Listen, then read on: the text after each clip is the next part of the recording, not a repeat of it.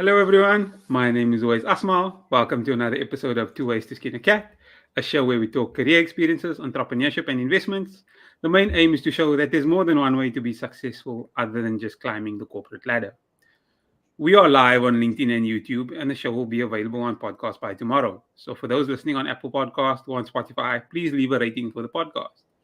Now, if you're joining us live, drop a one in the comments so that we know we're not talking to ourselves, and drop a two in the comments if you're watching the recording. My guest for this week is Raksha Mahabeer, a board member and event manager at TEDx, who focuses on empowering businesses and individuals. She's also a brand and marketing strategist, a business development specialist, and a mindfulness advocate. That's a lot, but Raksha, thanks so much for joining me today. Thanks for having me. It's so delightful to be chatting with you today. Let's jump straight in. Tell us your story. Where do you come from? And even outside of work, who is Raksha Mahabeer? Give us the backstory.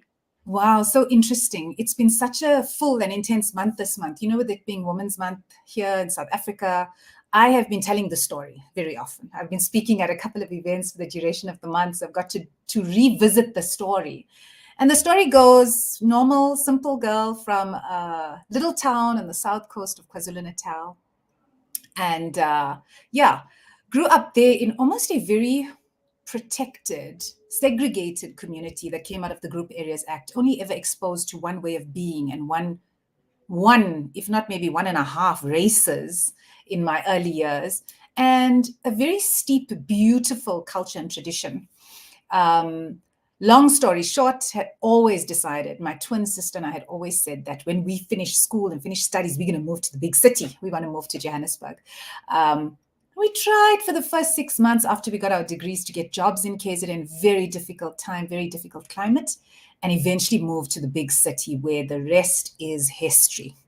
I say to all my entrepreneurs, there's simply no vibe like the Johannesburg vibe. There is an energy that lifts you and carries you if you tune into it, into whatever it is you want to be and do. There is just this wonderful energy of trying things out. So I started my career working for a small business as a marketing assistant.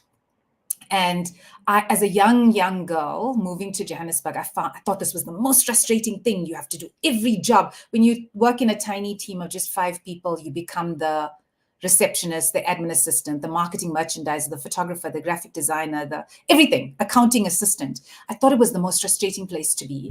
I worked there for 5 years, but always when I look back on those years, I think, thank goodness I got such a depth of experience and a width of experience in all these functional areas of a business, because it is informed today where I am. It was beautiful. I then transitioned into the corporate world, where I'm so grateful again for the experience of plugging into a system that works beautifully. I'm a person who really loves system, order, logic, to-do lists. I love that. And corporate just provided this perfect, like I say, system to plug into and almost set a way of being from there. Transitioned out of corporate to start my first business, which was 17 years ago. Summertime Creatives was born out of my corporate role within the AdCorp Holdings Group. Very fortunate always, we got an enterprise development deal when BEE was launched in South Africa. So Summertime was founded in February 2007. The rules of BEE were still being written. But we had a very progressive CEO who said, no, don't leave. There's this thing called enterprise development. Stay and service us as your first client.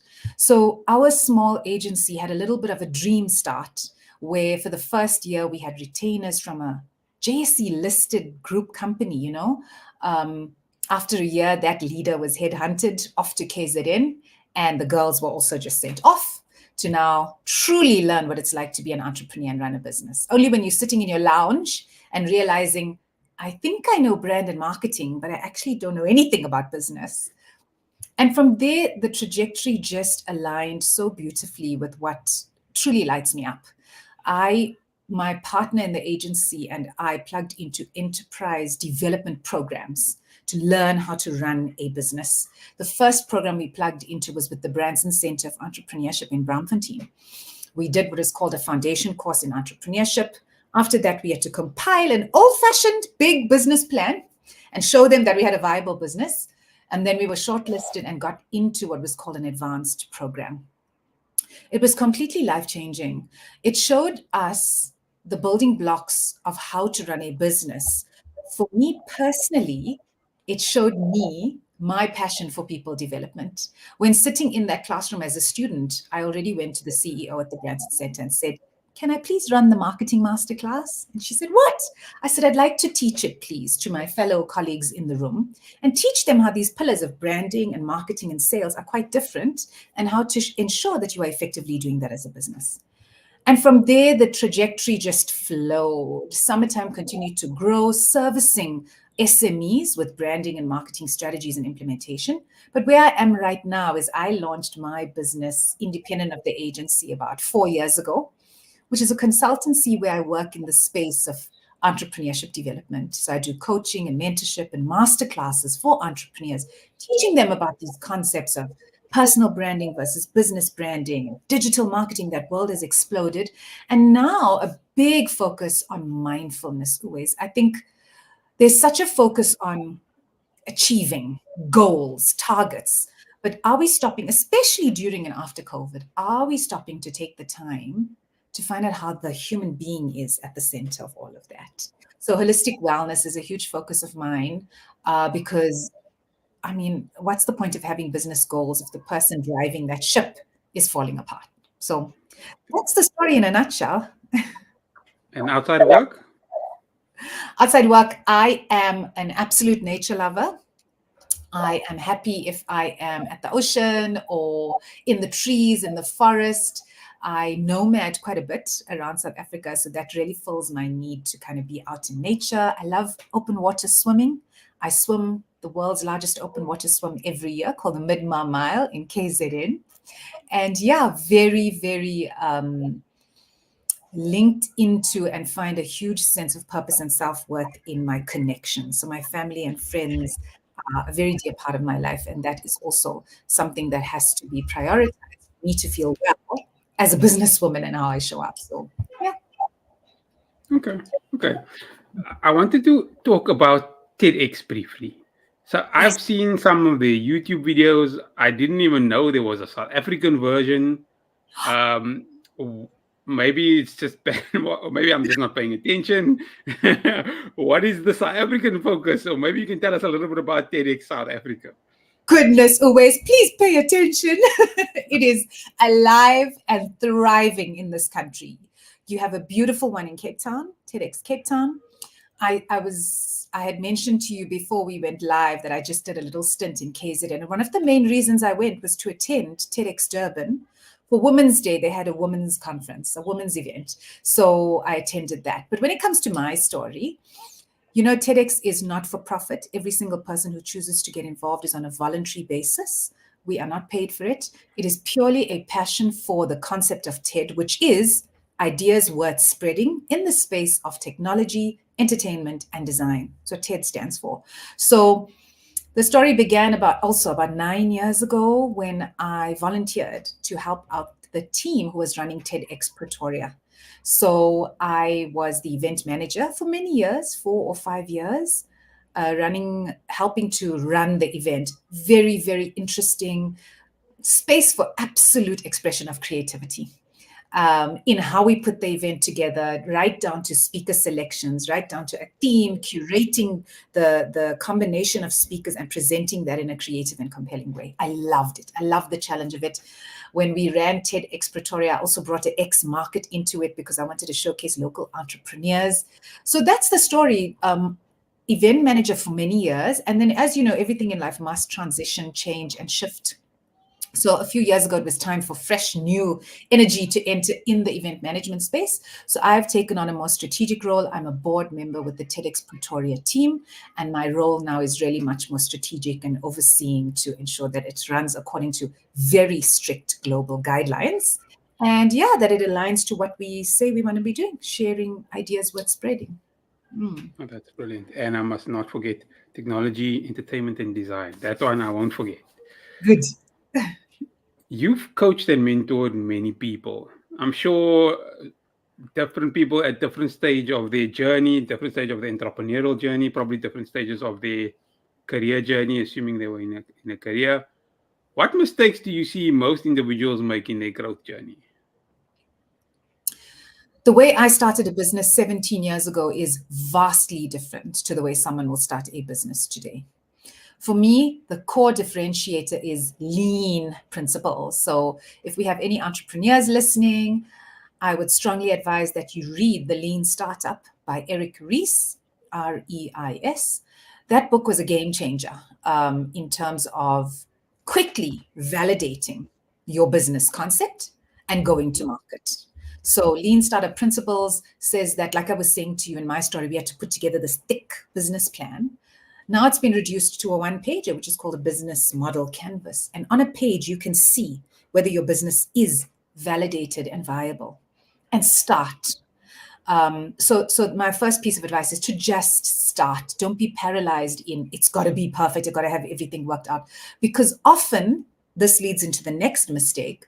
I'll make an assumption about what it is I want to do as a business. But often it's only in your first 2 to 3 years of trading that you truly crystallize what you are about, because often we make assumptions about what the market needs. And it's only when we get into the market that we realize we've got to respond to their needs, and that original business concept shifts and changes quite a bit. So yeah, don't be too stuck on your concept. Focus more on what the market needs and what problem you can solve based on the skills, knowledge, expertise that you have. And then there's also a lot of business owners who say, okay, they've got a business, they've started a business, but they're struggling to grow, or the growth is maybe not as what they want it to be. What low-hanging fruit do you see, again, is something that is an obstacle for most business owners, is slowing them down from their growth? I think number one is an inability to accept what is. Often entrepreneurs get stuck in this is who I am and this is what I'm about. And it's not that concept. What is that famous movie? Build it and they will come. That doesn't happen in entrepreneurship. Go to them, see what they need, and then build for them. So I find that often people say, I'm stuck, I'm not making sales. It's because the market has moved, or the product or service that you sell has moved or innovated or shifted or changed, and you're still trying to sell something that uses quite an outdated model, an old way of doing things, and you're not moving along with your market. Another one is just fear of change. I think that we have to, if we are business owners, get comfortable with the discomfort of constant change. That is the only constant in life, is that everything will change. So yeah, I find that if you're stuck, if it could be your business concept, also a reality check on what am I good at? Is your business stuck because you're not really great at sales? You may have a phenomenal product and a phenomenal offering, and it may be validated with the market, but you're really not skilled at going out there, making the connections, formulating the solutions, and selling. So my next tip would be know yourself. This is going to be my answer for almost every question you ask. Know yourself. Know what you are good at and stick to your lane. That's not to say we can't go and learn in an area. Of course, I want to outsource my finance and accounting function because I'm not an expert in the area, but I need to understand the basics of how that functions and why it functions the way it does. When my returns need to be submitted, when I need to pay provisional tax, whatever that may be. I don't need to know the nitty-gritties of how to work those things out. My accountant can do that. Similarly, in every area of your business, whether it's HR, finance, operations, legal, marketing, branding, anything, know where your strength lies and don't be afraid to ask for help to help it get beyond stuck, if it is stuck. That's great advice. For the audience, we'll be responding to questions towards the end, so please add your questions to the comment section now so that we don't miss them. Let's keep on this small business in South Africa train that we're talking about a little bit. To me, it seems like the best way to grow the number of jobs in the country and reduce unemployment is through small businesses, because we've always seen large corporates are constantly retrenching or optimizing or making more efficient, and that ends up with minimal job growth from like your bigger corporates. How do we? It's a bit of a up there question, but how do we grow more entrepreneurs in this country?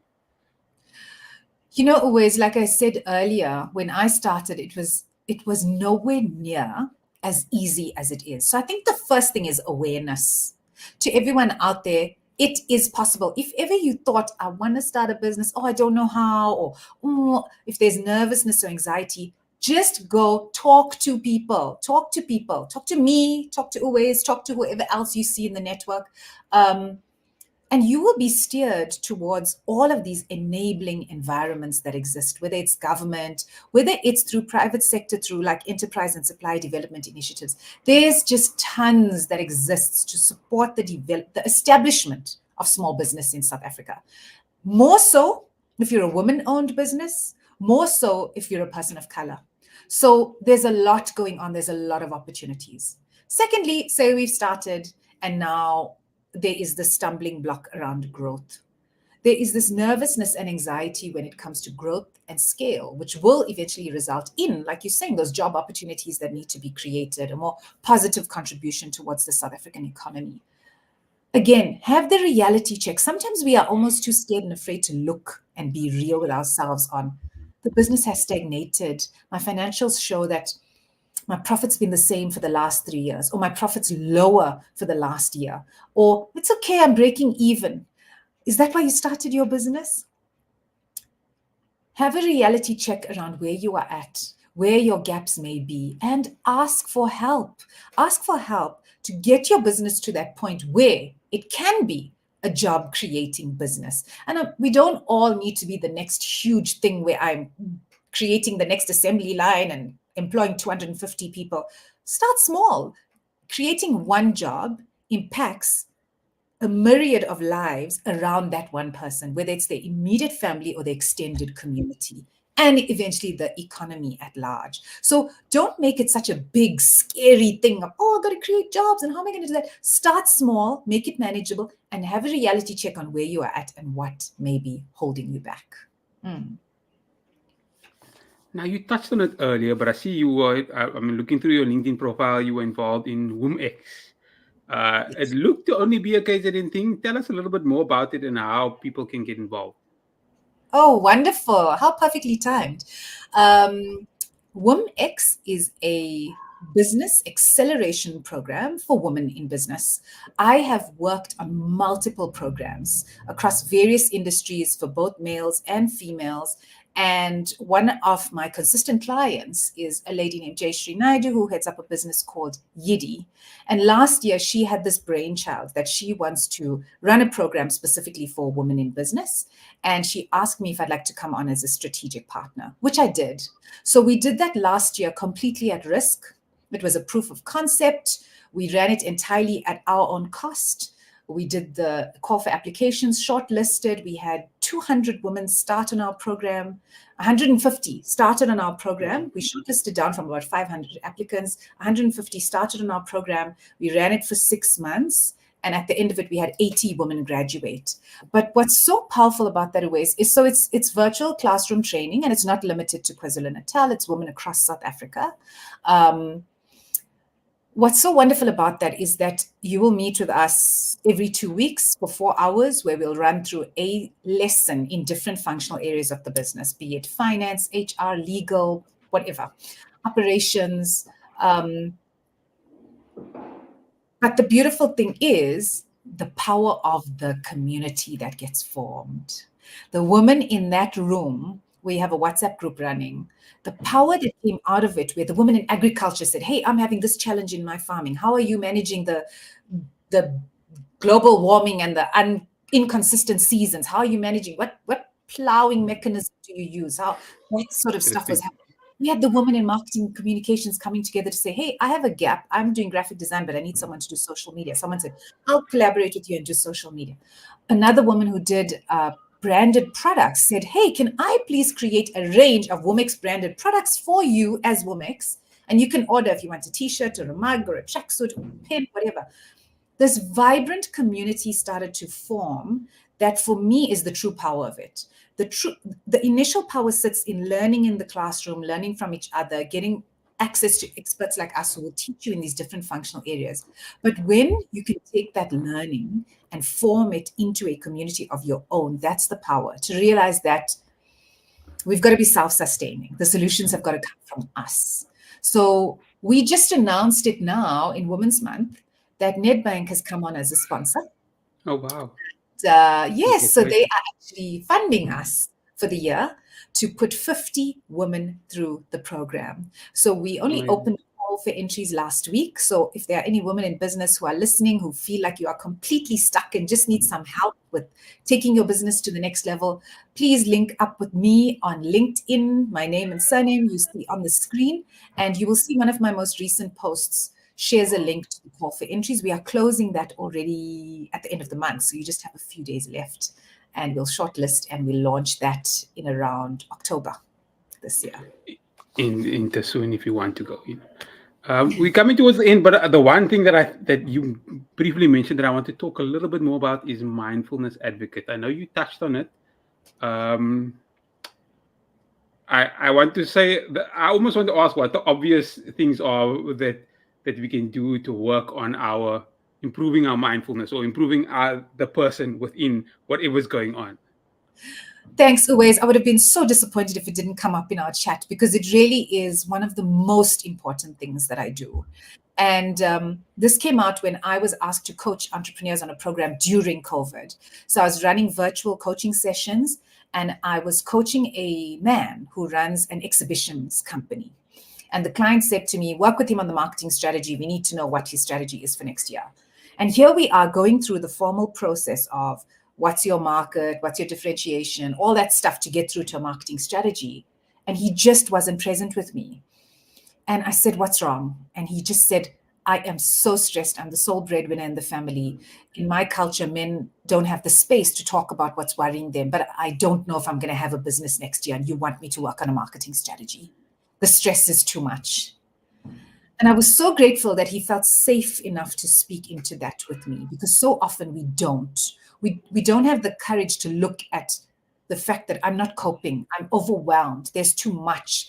I'm just so used to this cookie cutter, copy and paste approach of running my business that I don't realize that nothing's innovating, nothing's changing, and it's actually getting worse. So I've put a huge focus into my personal offering around holistic wellness and stress management techniques. And I think the basic ones, the first basic tip is just start to be aware. Check in with yourself. Stop. How am I feeling today?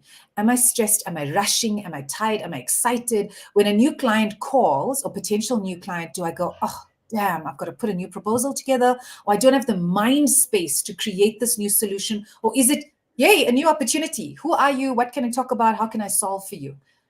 Become conscious and aware of how you are feeling in your day-to-day interactions in life. Become aware of where you are at in terms of wellness. I'm not calling it stress management, but wellness, because it's holistic. It's on so many levels, whether it's mental, physical, spiritual, emotional. All of these layers need to be taken care of. And do the basics. Get the basics in place if you are feeling stressed. I say this to every personal friend of mine when they reach out saying, I'm not feeling good. I said, are you doing the basics? Are you getting 6 to 8 hours of sleep a night? Are you drinking enough water? Are you nourishing? Are you eating well? Are you filling your body with nutrient-dense, nourishing foods that are helping you feel better on a day-to-day basis? And if you are feeling stressed, what are you doing to manage that? There's breath work techniques, there's meditation, there's journaling, there's practicing gratitude, there's spending time in nature. There's a whole lot of things that we can do. And yeah, I really want to be a voice for that, for not only entrepreneurs, but everyone in South Africa. We need to be aware of where we are at, because our country needs so much from us. So yeah, that's what the mindfulness thing is all about. I went through I think a few months ago, I got a position. I was like, I feel like I need to scream, and this kind of hit the nail on the head. And that's your intuition speaking to you. And the more you practice mindfulness, I just ran a masterclass for entrepreneurs online about a month ago on the power of your intuition and using your intuition in business. When your intuition is talking to you, always, I hope you stopped to scream if that's what your system needed. It's talking to you, pay attention to, my body tells me what it wants to eat. It says, I want green broccoli now. I want butter and bread. I'm that tuned into it on every level. I need to stop speaking now because I've run a masterclass or a workshop for the entire day, I need to physically stop speaking and go inward to let the system rest. Are we that aware with ourselves? Because we will be better not only for ourselves and our businesses, but for our loved ones, our families, our friends, our communities around us. And isn't that what we want in life? Hey, just to be well and happy for ourselves and the people who matter to us the most. So yeah. That's amazing. Any last few words from you or anything we didn't discuss that you'd like the audience to know? Okay, I'd like the audience to know that we were all brought here for a divine purpose. Tap into that for yourself.